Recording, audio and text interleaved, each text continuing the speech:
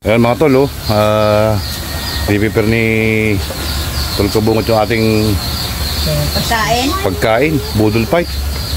Ito yung kanin niya. Yun Tapos may ano pa may pipino pa, tsaka may ano. Yun Yun Oo ka?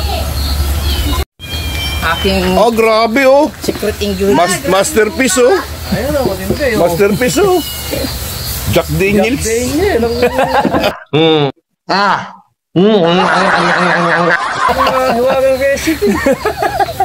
Jack Daniels. Grabe Yun lang nagpasarap. I-try daw na. Ayan guys papakain ng baboy Tol Kabungot. Pidaan.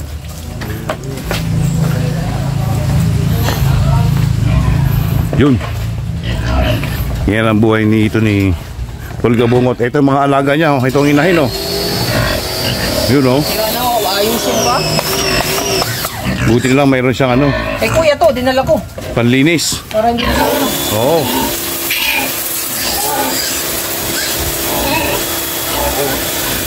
Para hindi ka nagwawalis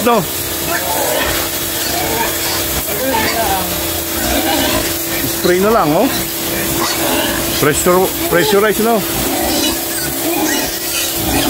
tamaan ng baboy dito. Oo. Bakit ba inahin mo Kaya yung anak niya.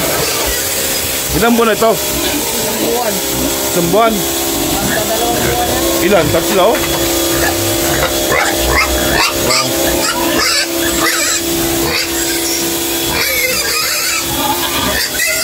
Alam pagkain ng baboy.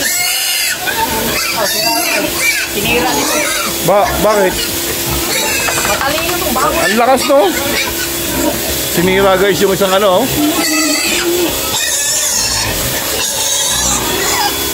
Gutom na. Ito, kanino itong baboy ito? Ito. Ito pa. Sira na din. Buntis din ng ito pa, kay Kabungot pa rin to. Inahin din to, inahin. Kabungot din itong baboy nito alaga. Sipag ni Kabungot mag-alaga ng hayop.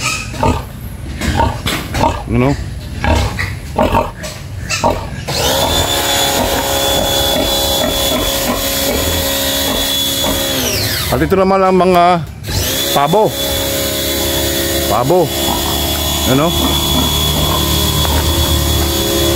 Yan yung mga pabo ito, ayan.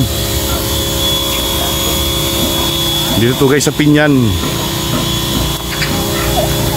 Ayan mga pabo.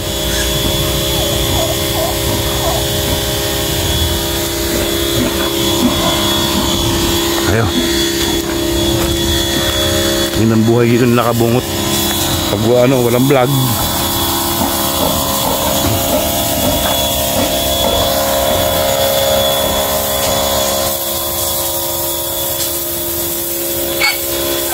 Nasaktan. Kulay yan. Nasaktan.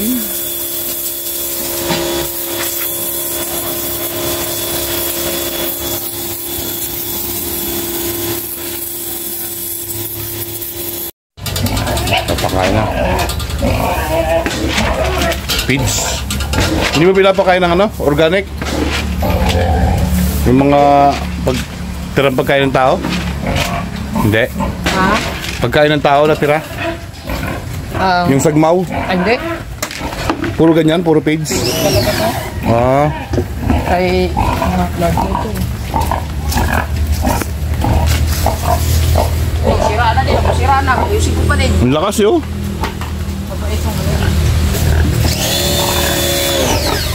Nasira. Nahulugan ng nyog.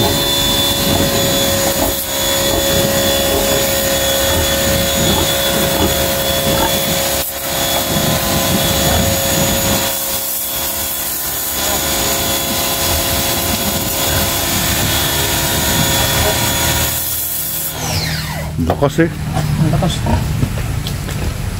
Hindi ko na ni-spray kay buntis. Ang laki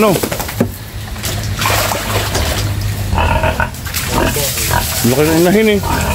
Laki yung nandun. Sa'yo rin yan? Hindi, kay Alas ni Pere. Sa kapatid ni Kabuboy.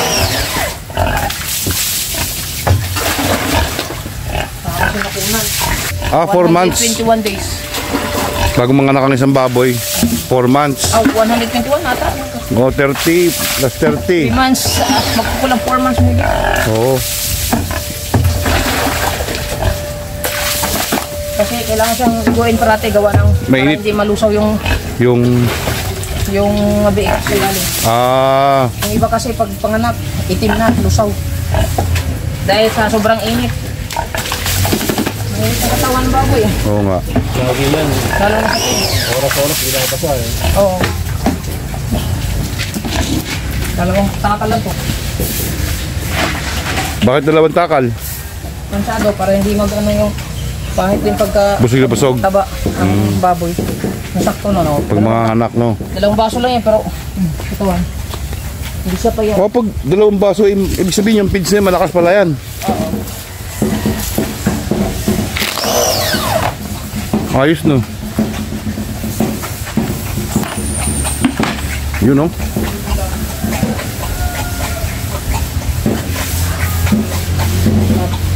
Malapit na din ito mag-ano. Ulag ba? Mga takal.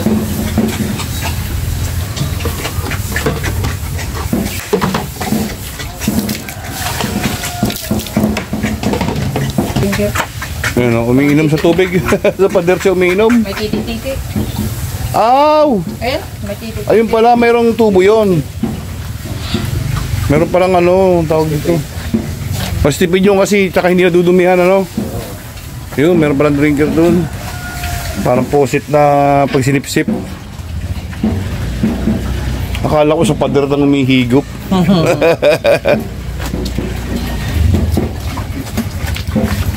Marami pa tayong dapat matutunan sa pag-aalaga ng baboy. Ano pagkakaon ba?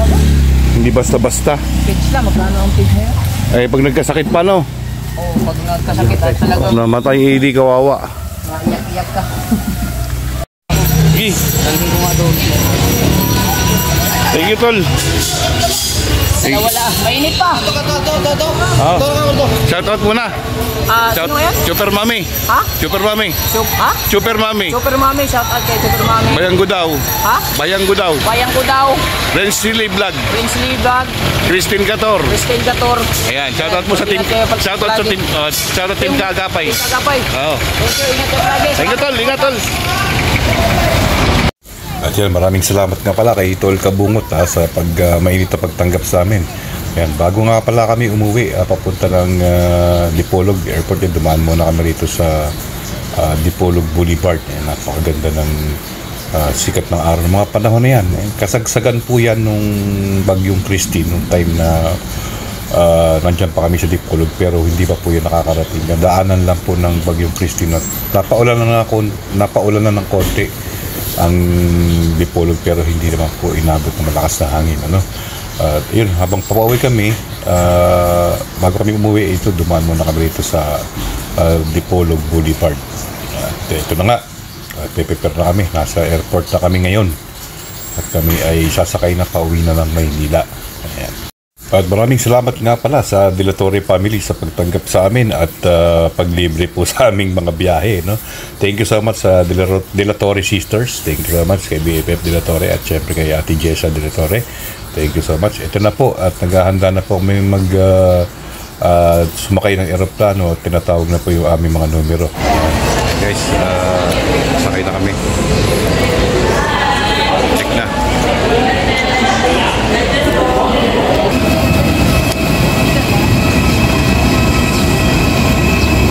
Nauna na doon si Mansky.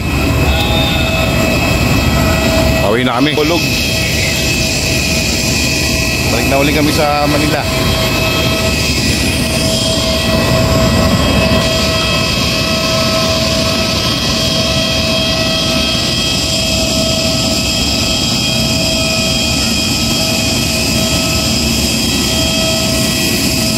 Saan daw tayo? Sa back? Doon sa likod? Front stairs please eh. O back stairs. Oh. Sino mag-aakala na sa ganda ng sikat ng araw ay ang daming adaratnan sa Maynila ay isang napakalakas na bagyo nung mga araw na yan.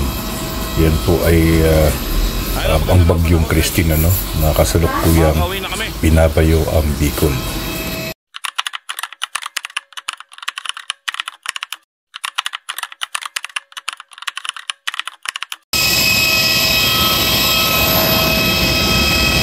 Hey!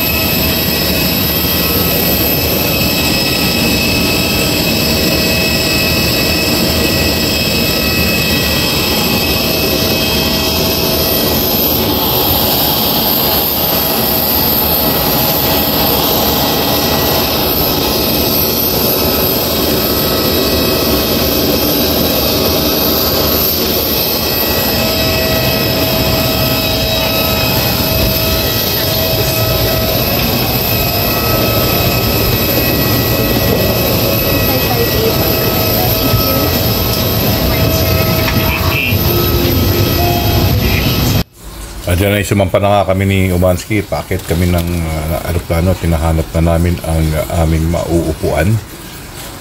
Kung saan man seat kami naka-designate. Ayan. So, in-off ko nga pala muna yung background kasi mayroong background music. Baka CPR tayo. No?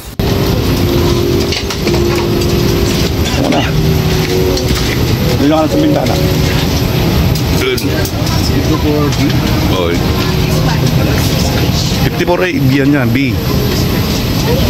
Sabi niya, bahala na raw tayo kasi ito. Yun yung gusto sa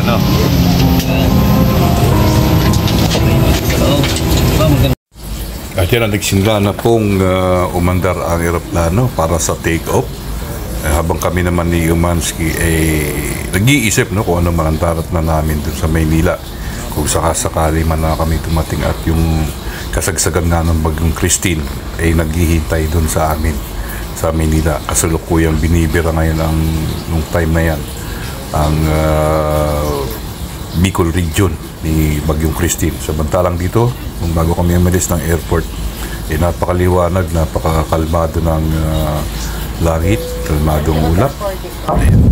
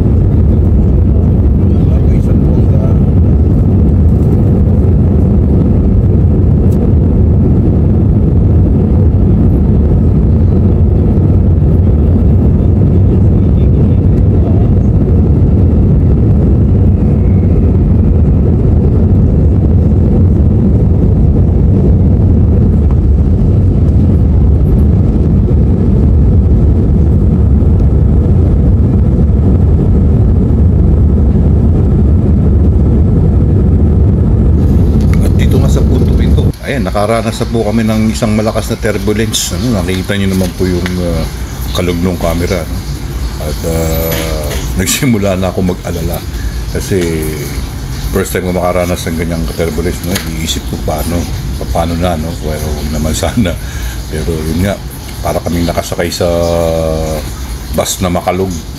Ito yun nga, na nakikita nyo naman dyan sa video na napakakalog ng camera. Gawa nga ng mga ulap na nagkakos ng turbulence. Pero ganun pa man, tayo nagdasal, ano? Kasi nga alam natin may bagyo. Ayan na, yan pa, isa pang malakas na dalabas, kumakalog talaga yung ating camera, no? At ganun pa man, may nakikita na natin, no? Yung ibaba ng Maynila. At unti-unti na akong na-relief sa aking nararamdamang kaba, no? At nandiyan na, ang malapit na tayo. So nakikita na natin ang Laguna Dibay. Ayan, makikita na Laguna Dibay. So, medyo nagkaroon na ako ng sort of relief kasi ayun na po, sa Maynila na tayo.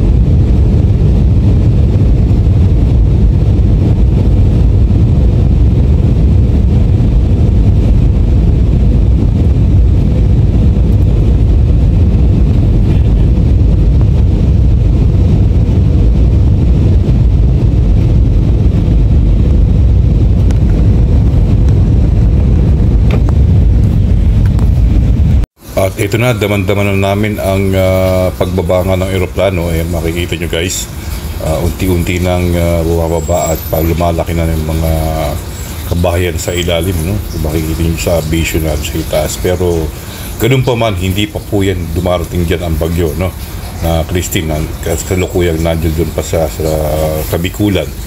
At sa malamat sa Panginoon, kami nagpapasalamat gawa nung aming biyahe may turbulence man kahit kaunti, kami naman nakarating ng ligtas, ano. At ayun na, pababa na po. Ayan, nakapag-landing na po ang aeroplano. Mas lalo akong naginhawahan, ano, wala yung aking pinangangambahan na tawag dito, na takot, no, na fear of heights. So ayun na po, at unti-unti na pong bumababa at malapag ang aeroplano.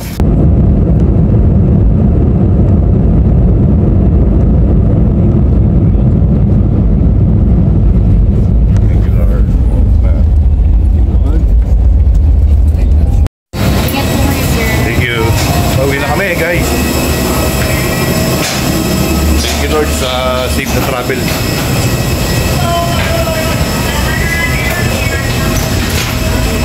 Marami ni Manski. Yung dayok namin ang away tsaka yung suka.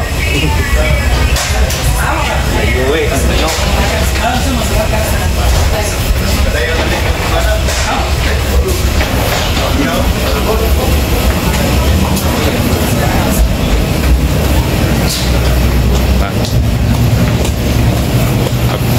Masyadong malubak yung taas ng biyahe. May maraming turbulence. Lubak yung biyahe. Okay, namin ang baggage namin. Nakauwi rin yung dayok. Successful.